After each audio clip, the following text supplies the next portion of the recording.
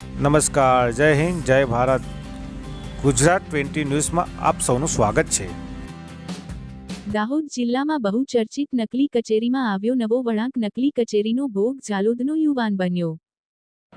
Jhalod police સ્ટેશનમાં ગઈ તારીખ 22/3/2025ના રોજ ફરિયાદી સદ્દામભાઈ ઇસ્માલભાઈ મતાતા, રહેવાસી ઝાલોદ કોડીવાળા, જે કોન્ટ્રાક્ટરનું કામ કરે છે અને જેની ઓળખાણ 2020-21માં આ કામના જે આરોપીઓ છે એઝાઝ મહેમદ જાકીર અલી સૈયદ અને અબુબકર જાકીર અલી સૈયદ નાઓ સાથે થયેલી.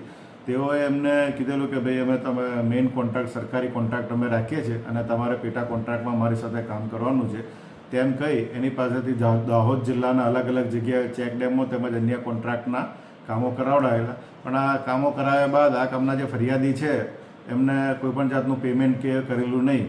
ત્યારબાદ આ જે ફરિયાદી છે તેમની પાસે અવારનવાર પૈસાને બાબતે પૂછપરછ કરતાં આ કામના જે સામાવાળા બંને આરોપીઓ છે તેમના ફરિયાદીને જાનથી મારી નાખવાની ધમકી આપેલ અને એને બીભત્સ ગાળો બોલી, જે અંતર્ગત ઝાલોદ પોલીસ સ્ટેશન ખાતે ગુનો રજીસ્ટર કરવામાં આવેલ છે અને હાલ તપાસ ચાલુમાં છે.